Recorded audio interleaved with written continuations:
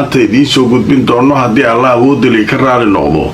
taariikhdu waa 18 Agoosto sanadka 2025. qodobada barnaamijka saakay oo isniin aan idiinku soo gudbinayno waxaa ka mid noqon doona warar xog ah oo ay heleen warbaahinta Israa'iil ayaa sheegaya Israa'iil maalinta ay doonayso inay weerarka culus ku qaado oo ay bilowdo Gaza maalinka ay weerari doonto. reer Gaza oo la sheegay inay iyaguna wixii karaankooda ah ay diyaarsanayaan oo ay kaga hortagayaan weerarkaas iyadoo masaajida burbursan iyo guryaha laga bilaabay quraan akhris magaalada Gaza. haddaba tafaasiil ku saabsan qorshaha Israa'iil ay la damacsan tahay Gaza ayaynu barnaamijka ku faahfaahin doonaa si loo badbaadiyo shacabka reer Gaza oo markaa dagaal iyo gaajo la daala dhacaya. ayaa ra'iisul wasaaraha Qatar waxa uu degdeg ugu ambabaxay magaalada Qaahira ee dalka Masar si markaa iyaga iyo masaaridu ay uga wada xaajoodaan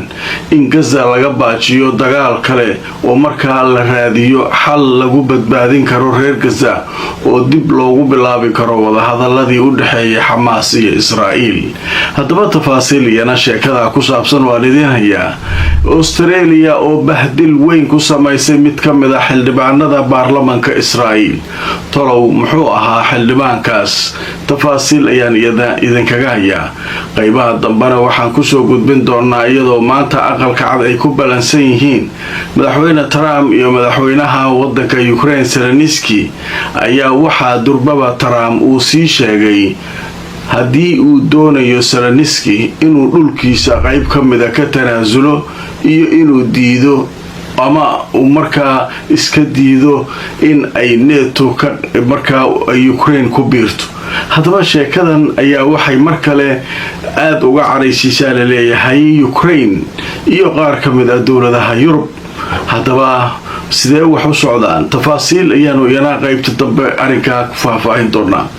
barnaamijkeena hadday warar soo kordhaan waan idiin soo gudbin doonaa. Safari Remit waxay ka caawinaysaa inaad reerkaaga iyo saaxiibada ku nool dalal dhowr ah aad gaarsiisid wixii aad ugu tala gashay. ilaa iminka wadamada ay xawaalada kugu diri karto waxaa ka mid ah Kenya, Soomaaliya, Uganda, Djibouti, Ethiopia, Suudaan, South Sudan, Tanzania iyo Turki. qiimahana aad ayuu u jaban yahay marka loo eego shirkadaha kale ee ka shaqeeya xawaalada. xawaaladan waa online. internet plus waa adeeg ay macaamiishu ka heli karaan internet fiber ah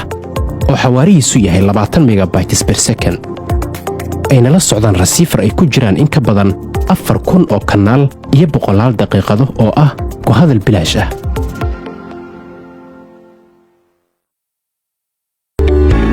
dhammaan bulshada waxaa lala socodsiinayaa gaar ahaan magaalada London in xarunta dhinaca caafimaadka French and Overseas Clinic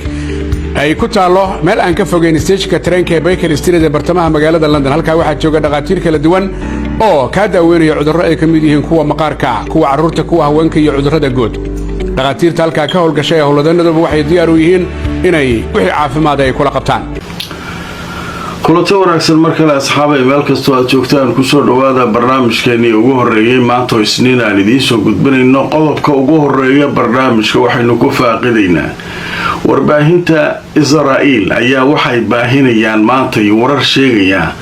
maalinta la filayo in weerar xoog leh uu ka bilowdo Gaza oo Israa'iil ay 4 guuto ku weerari doonto cirka iyo badda iyo meel walbana ay ka duqeyn doonto sida iyagu ay sheegteen. weerarkaas waxay yiraahdeen wuxuu noqon doonaa kii aynu ku qabsanayna Gaza. waa tii abaanduulaha ciidanka uu shalay qorshe uu soo bandhigay ku sheegay inay qaadan doonto shaqadaas la qabanayo in laga takhaluso Xamaas ilaa 4 bilood ugu yaraan, haddii kale inay sii kororto ayaa laga yaabaa. shalay ayuu wuxuu u gudbiyay qoraallo wasaaradda gaashaandhigga iyo xafiiska ra'iisul wasaaraha abaanduulaha. laakiin war saaka soo baxay wuxuu sheegayaa in maalinta talaadada ah ee soo socota wasiirka gaashaandhigga uu dalbaday kulan foolka fool ah inay isku hor fariistaan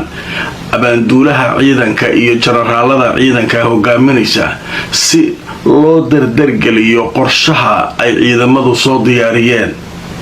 haddaba warar kala duwan ayaa soo baxaya oo la leeyahay waxaa laga yaabaa dagaalka inuu bilowdo weerarka culus ah 7 Oktoobar waxay ku aadin doonaan 7 Oktoobar waa sida miidiyaha Israa'iil maanta ay qiyaasayaan oo ay ka hadlayaan maadaama 7 Oktoobar 2023 ay ahayd maalintii weerarka lagu qaaday Israa'iil oo Xamaas ay weerartay in markaa iyaguna weerarka gabagabada dagaalkaas ah inay ku beegi doonaan 7 Oktoobar ee soo socota bisha 10aad hadda maxaynu ku jirnaa bisha 8aad Agoosto marka macnaha wuxuu ka dhigan yahay September oo dhan way isdiyaarinayaan duqaymo iyo waxaasay wadi doonaan marka Oktoobar la gaaro 7deeda ayay markaa weerari doonaan dhanka kale warar ayaa iyana soo baxaya la leeyahay reer Gaza iyagu awoodooda Allah waay ilaahay ayay taladooda saarteen xasbunallahu wa ni'mal wakiil intaasay ku celceliyaan qof kastoo reer Gaza ah miska celin kartaan yahuuda marka la yiraahdo xasbunallahu wa ni'mal wakiil marka ilaahay taladooda u dhiibteen quraankooda akhristaan saan hore barnaamijyada ku soo gudbinayay halka marka iyaguna wixii ay nimanka isaga dhicin karaan iska dhicinayaan waxay leeyihiin waxa kan miidiyaha buubuunina maahan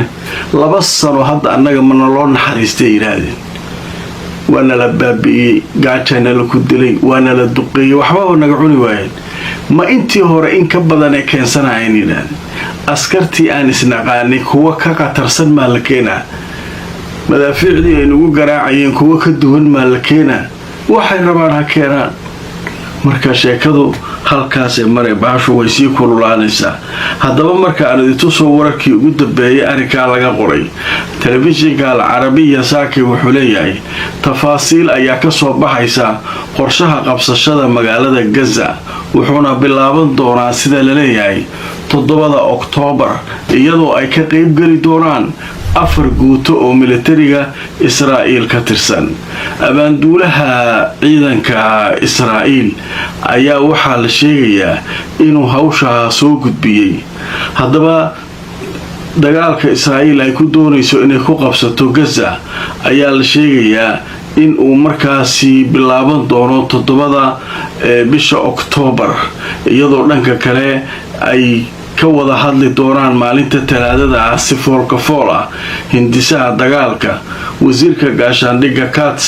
iyo abaanduulaha iyo saraakiil kale oo ka tirsan ciidamada Israa'iil nookan marka hanjabaadii raaxada kaaga qaadayaan waa soo soconaa waxa aan garaaci doono haddayna maxaabiista noo soo dhiibin waxaasoo dhan waa hanjabaad oo hadda ma la isu naxariistaa